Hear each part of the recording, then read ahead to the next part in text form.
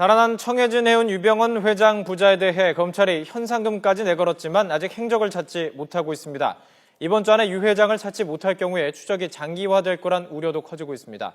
인천지검 특별수사팀에 나가 있는 취재기자 연결합니다. 권준기 기자. 네, 인천지방검찰청입니다. 유 회장 부자에 대해서 현상금까지 내걸었는데요. 아직 찾지 못하고 있죠? 그렇습니다. 어제 유병헌 회장에 대한 현상금이 내걸린 뒤로 신고가 잇따르고 있지만 아직 결정적인 제보는 없는 것으로 알려지고 있습니다. 현재 유병헌 회장에게는 5천만 원, 그리고 장남 대균 씨에게는 3천만 원의 현상금이 내걸린 상태입니다. 현재 유 회장이 구원파 신도들의 조직적인 도움을 받아 도피하고 있는 것으로 보고 구원파 내부 제보에 가장 큰 기대를 걸고 있습니다. 동시에 유 회장을 숨겨줄 경우 범인 은닉 도피죄로 엄한 처벌을 묻겠다고 밝혀 구원파 측을 압박하기도 했습니다.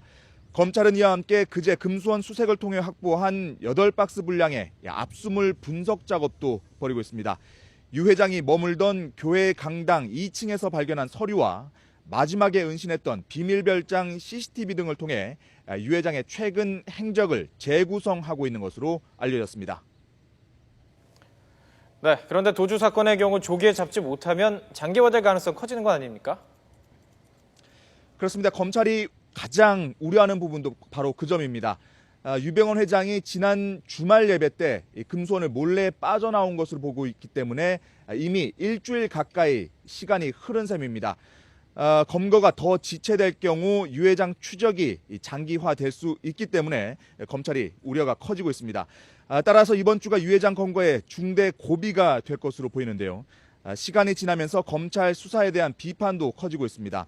수사 착수 이후 측근 8명을 차례로 구속시키면서 유 회장 차례가 다가왔다는 점을 공공연히 알린 셈이 됐고, 또 지난 주말 금수원에서 도주할 가능성이 있다는 걸 뻔히 알고서도 유 회장을 잡지 못한 점 등이 도마 위에 오르고 있습니다. 검찰은 금수원이라는 장벽이 없어진 만큼 더 노력해서 유병헌 씨를 검거하겠다고 밝혔지만 시간이 갈수록 초조한 기색은 더해가고 있습니다. 네, 어제는 유병헌 회장에 대한 구속영장이 발부가 됐는데요. 영장에 어떤 혐의가 적시됐습니까?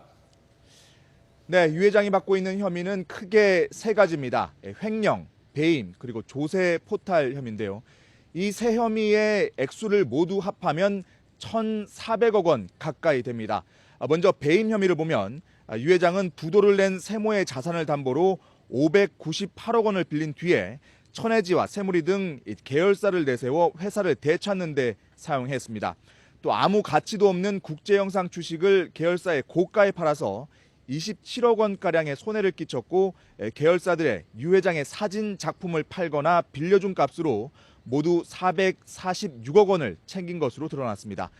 또 계열사에서 컨설팅비로 120억 원, 또 상표권 사용료로 98억 원을 챙겨 200억 원 넘는 횡령 혐의도 받고 있습니다.